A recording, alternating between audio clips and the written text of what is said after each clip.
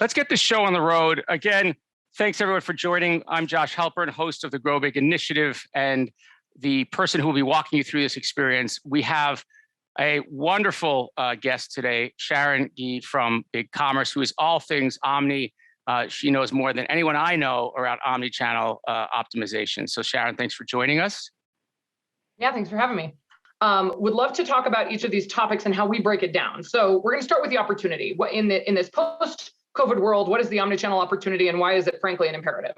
And then we're going to talk about kind of the different flavors of channels that people evaluate when they're evaluating and how to build their omnichannel strategy. That's everything from ads channels, as well as partners that help support kind of data and analytics and and attribution for channels that drive traffic to a conversion channel.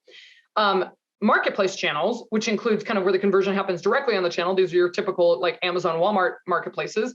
And then social commerce channels, which are the ones that in this Venn diagram are coming out right in the middle. They used to be ads channel platforms, and now they're offering native commerce directly within their experience, or they're creating kind of hybrid shopping experience where maybe you're scrolling through a social feed and you see a product tag post, and that can either take you to a conversion channel like their direct to consumer site, or you can check out directly within that channel. So we're going to talk more about that.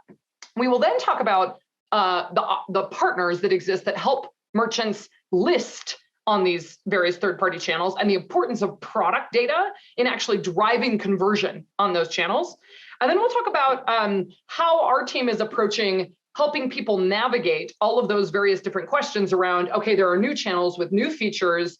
How are we consulting people in terms of the framework that we work with them through when they're evaluating where am I at my maturity curve and what technologies and solutions should I be using in order to affect my strategy? And that's kind of how we talk about omnichannel consulting. All right, so here's the omnichannel opportunity. So we're going to frame kind of the strategy a little bit here. So let's start with a little bit of like a history lesson that I'm sure everybody on here already potentially knows, but maybe a fresh take. Previously, if you wanted to launch an e-commerce experience that you owned, you had to use monolithic technology and you had to have a big engineering team in order to do that. And then in the 2016 timeframe, Magento and open source became a really big thing where people could contribute to the core code that allowed them to offer more and more features. But then, there became like a lot of issues around security and having to maintain that and having a big dev team internally in order to be able to get the things you wanted to do done. So then kind of came this era of SaaS software, where a lot of the hard part around hosting and maintenance and security and uptime and all that kind of stuff was put onto the platforms.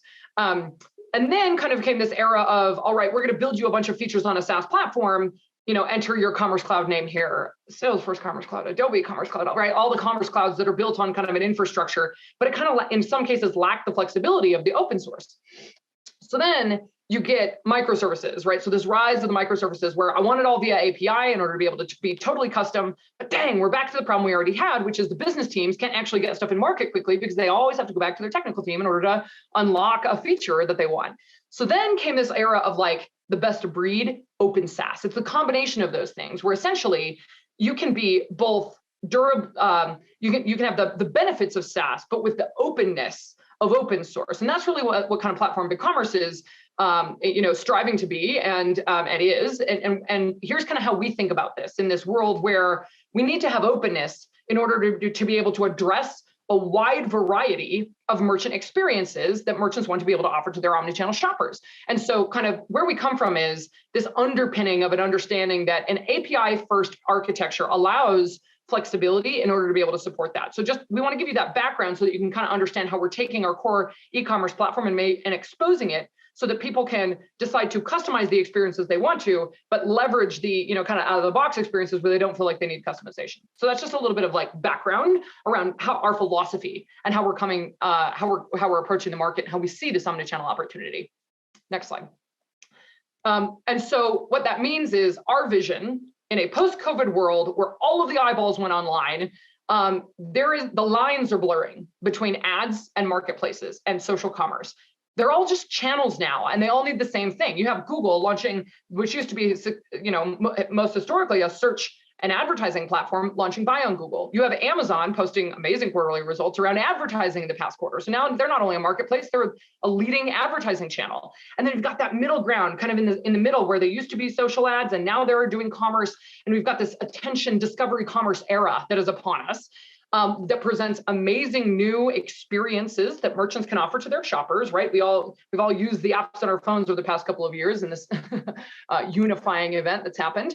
And so we find ourselves in this era of attention commerce because there's also, at the same time, this market thing that is happening around privacy, right? Where now, if you leave the app, there is less opportunity for the platforms to get you back. And so they want to keep you there by offering you experiences that are seamless and easy to stay within that experience. So if you're scrolling through your Instagram feed and you see your favorite influencer post a video that happens to have a product you like, boom, you can buy it right there, right? So that it is a huge movement towards every major player in the ecosystem trying to make it as easy as possible for an omnichannel shopper to get what they want.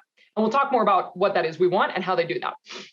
But we recognize that the single most valuable thing that we can provide as a platform is the ability for people not only to drive conversion on their own direct-to-consumer site, but to do that across all channels. So if you have product data that lives in BigCommerce that is feeding your catalog on BigCommerce, we need to be able to make it possible for you to take that catalog and send it to Google to drive you traffic, to Facebook to do either drive you traffic or drive conversion on something like checkout on Instagram, as well as to Amazon, eBay, Walmart, and all of the new channels like TikTok and all of the new features that are being released in kind of this burgeoning social commerce area. And so we need to be able to harmonize that. And the opportunity for merchant impact is huge because we know from, and this is old data, so it's even larger than this now. If you add another channel, you have an opportunity to increase your revenue by 38%. And if you add up to 2 or 3 channels, it's up to 120%. So the why behind why should I have an omnichannel strategy is obvious. It's an imperative now because you need to be where your shoppers are and they're online and they're in store. And omnichannel historically, like a couple of years ago, it's like, oh, I have an online site and I can buy things in my wherever my POS location is. It's not just online and POS, although it is online and offline, meaning online and in store, but it's also online, offline, and across third-party owned or wholesale marketplaces and social commerce channels. And so that's kind of how we think about this. And the why behind what the impact is pretty clear. Next slide. So unlocking omnichannel growth for our merchants seamlessly at scale is our mission. And so we think very deeply with many, many dedicated teams focusing on this. And what we have to do is we have to understand where the shoppers are. And so we need to build partnerships wherever those people are. And so that includes key marketplace channels, key ads and social commerce channels, point of sale experiences where you might walk into a pop-up shop or you might walk into a store that is powered with technology like a POS partner that has awareness of the inventory, as well as what kind of experiences are merchants wanting to be able to launch. If they want to be able to completely customize the front end of their direct-to-consumer or their B2B site, we need to be able to have the partners that support that kind of holistically across all those channels. And so that's really our approach around openness is we need to be able to have the integrated approach to be able to bring these best of breed partners to market in order to meet these merchant needs for their omnichannel strategy. Next slide. And so that's really what we have endeavored to do here. So we are building the world's most powerful platform for omnichannel commerce. And one of the ways that we've done that is we acquired a company called Feedonomics. And we'll talk a little bit more about that in the listing solution area. But essentially, the better together story here is a flywheel, which is if we can use the product data that lives within a merchant's e-commerce site, in this case, BigCommerce, it could be another e-commerce site, and we could take that data, no matter what source that is, whether it's BigCommerce or a custom, a custom site, and we can work with Feedonomics, who we've acquired, in order to take that data and syndicate it and modify it in order to give good data to the channels that drive that conversion. It creates this amazing flywheel, which is if you can send data to Google Merchant Center in order to bring you organic traffic, because Google Merchant Center shopping, listing your products on Google Shopping is now free. If you're not doing that now, number one takeaway, if you are not listing your products on Google Merchant Center for free, you need to do it now because you're missing out on organic traffic. And as well as being able to take advantage of certain things. And so that use case applies not only to Google, but many, many, many other channels, which is take your product data, optimize it for the destination channel, put it on the channel in order to drive conversion on that channel, because the channels use that data, those product attributes, to understand and drive search and merchandising algorithms, right? So if you're searching for red shoes, if the channel doesn't have the data that says, I know this product that is listed as a red shoe for women in size 7 and it's available over here, they can't surface that information in the search result when a user's on the channel.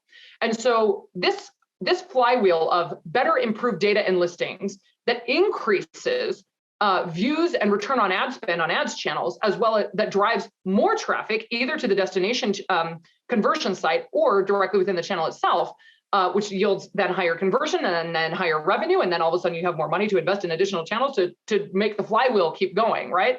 And that's really the thesis behind all of this, which is it has to start with good quality catalog being sent to the various different channels. And you have to understand what channels you should be sending that data to based on who you are and what you sell and where the community who's looking for your products lives. Next slide. So the right channel mix, and that's obviously what we're talking about kind of diagnosing today, can really lead to increased value. And we've talked a little bit about this on some previous slides, so I think we can kind of jump in.